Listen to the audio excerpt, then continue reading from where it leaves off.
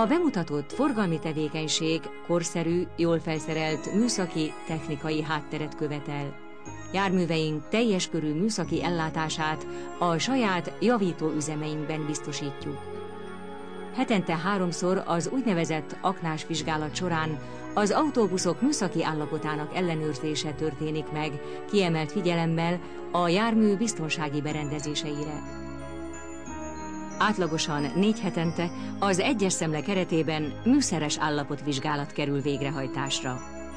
Évente 1 alkalommal a 2-es szemle részeként a jármű átfogó megbontással járó ellenőrzése, beállítása, javítása történik, hatósági műszaki vizsgával egybekötve. Egyedi felülvizsgálat és a különféle mérlegelési szempontok alapján az autóbuszok 8-10 éves korukban kerülnek középjavításra. Autóbuszaink 75%-a korszerű, környezetkímélő D10-es motorral működik. Javító kapacitásunk döntő részét saját járműveink javítása köti le. A fennmaradó kapacitást külső megrendelések teljesítésére fordítjuk. A munkavégzéshez szükséges technikai eszközök, berendezések biztosítottak. A legtöbb telephelyen korszerű kefés mosóberendezés áll rendelkezésre. A járműveink fékhatásának ellenőrzését számítógépes fékhatásmérővel végezzük. Telephelyeinken hatósági engedély alapján végezzük a dízel üzemű járművek környezetvédelmi felülvizsgálatát.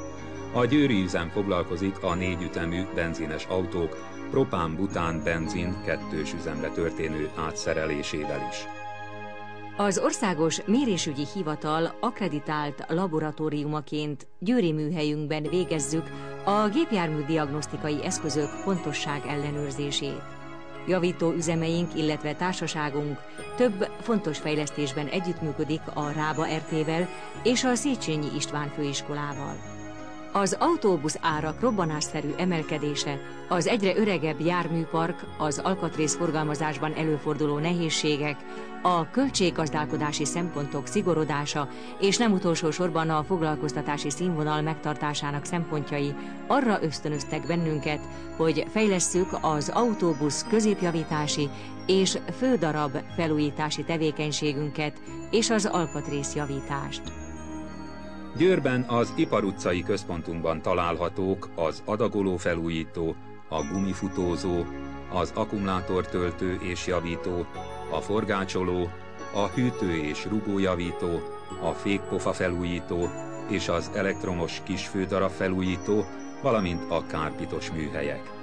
A javításra váró alkatrészek, fődarabok a raktárhálózaton keresztül kerülnek begyűjtésre és kerülnek vissza felújítva a felhasználási helyükre.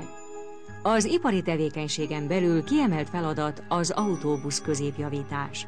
Az itt folyó termelés 60%-a, havi 9-10 darab autóbusz külső megrendelő részére a fák tagországaiba, a 40%-a saját részre történik.